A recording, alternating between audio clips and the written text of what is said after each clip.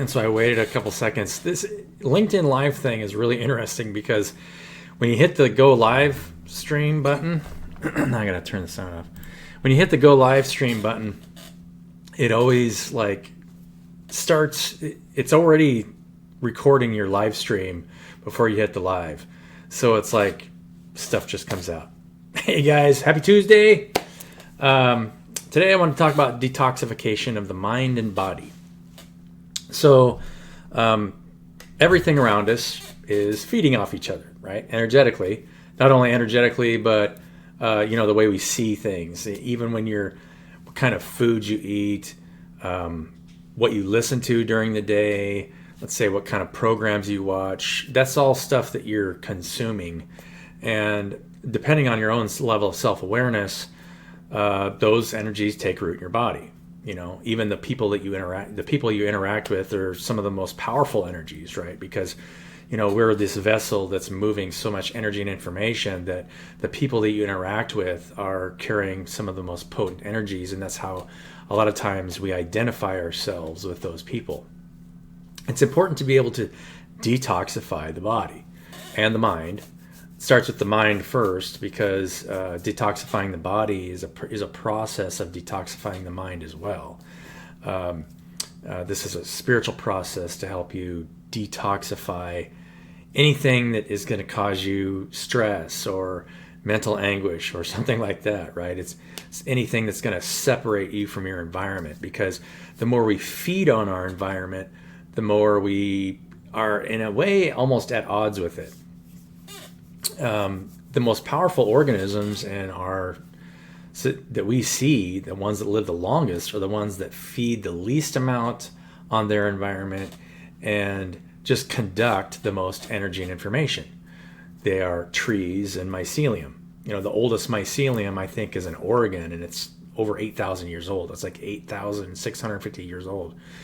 And mycelium are pure conductors, right? They're just conducting energy and information in the biofield. They are built just like a neural network. If you look at them underneath a microscope, it looks exactly like if you were to take a slice of your brain tissue.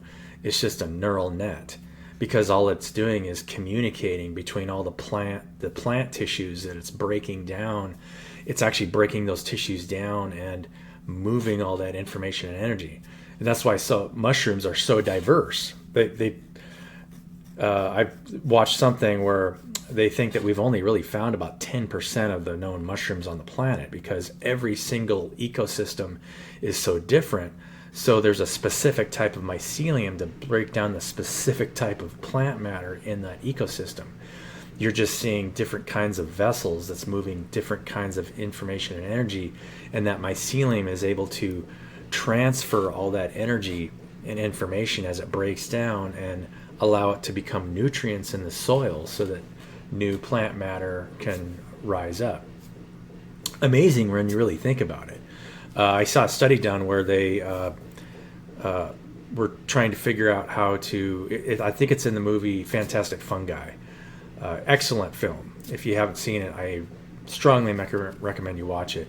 But in that film, they showed, I think it was maybe a university project where they took a bunch of bio waste. It was all like diesel fuel and used motor oil and plastics, and they piled it all up.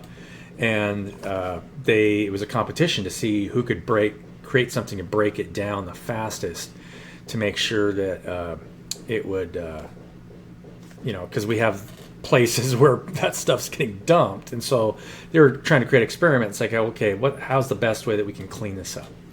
And the mycelium that they introduced there actually created its own ecosystem on it. All of a sudden, all these microorganisms started to appear, and larger bugs, and it broke that system down very quickly. It's funny that that we have all these mandates about recycling for plastics and things, but when you really understand what the mycelium do, plastics and oils are like no danger to the environment. We've got a place in northern Idaho that we go back to, and where we go, the logging industry there was super active in the 30s, 40s, 50s. And back then, when they change the oil in an old rig, they would just dump the oil on the ground. But you won't be able to dig into that soil. For one thing, the soil is so moist, and the mycelium network there is super active. So the mycelium there has broken down all the oils that were ever dumped in there. 60 years ago, that stuff's gone. It doesn't even exist. It doesn't even make it into the rocks because the mycelium network is so powerful there. Now, it is a little bit different in drier climates where you've got less mycelium and less plant matter to break down. So it's all relative, right? I mean, if you go to eastern Chile, where they got those super deep copper mines, it's the driest place on earth. I think it rains there like, I can't remember how much rain. It doesn't rain there out in the open, but maybe like once out of 50 years or something. And so there's very little even biological activity in the soil. It's so dry. There is a little bit of microscopic things happening there, but it's so little that there's no mycelium, right? There's no reason for it to exist there because it doesn't need to break anything down. That being said, the more those organisms live so long because they're not feeding on their environment. They're just purely moving that energy. And so as organisms grow more complex and we grow more complex, we start to buy into the illusion that we need to start feeding on our environment. Well, as the ascension process is all about being able to not feed on your environment, right? And so as you're not feeding on your environment and you're creating boundaries so that things don't feed off you, it aggravates those things. And so those energies that you're not allowing to feed on you will feel victimized. And so they will try to project that energy and say, oh, it's your fault that I'm not feeding, right? It's just this animal nature that rises up as you're rising yourself and detoxifying your own process.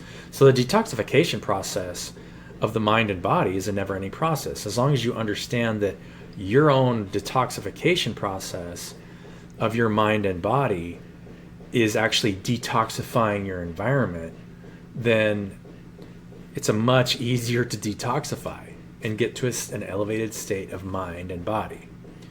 So your own detoxification process is detoxifying your environment. Don't ever think that you're alone, right? You're never alone. You're interacting with people, and your ability to keep from feeding energetically off people or any of that is what actually raises the group awareness. So I hope this makes sense for you guys, because this enables people to work together, because now you're not trying to compete or you don't feel jealous about anybody, right? I mean, you're not actively engaged in negative thought to the people around you, because it's once you go through that detoxification process, it's easier to help people understand where they're at. And it's like all you have to do is detoxify. There's no reason to think negatively about anybody. Everybody's at a different place. We are just vessels, and we allow things to come in, and actually we are unconsciously feeding when that happens. So love you guys. And for that reason, I'm always available. I can explain to you my own detoxification process. If you ever feel like you're getting stuck somewhere, or you don't feel like you're moving forward in some way, don't be afraid to reach out, because I know exactly, I will be able to tell you how to get to a place where you'll start moving forward.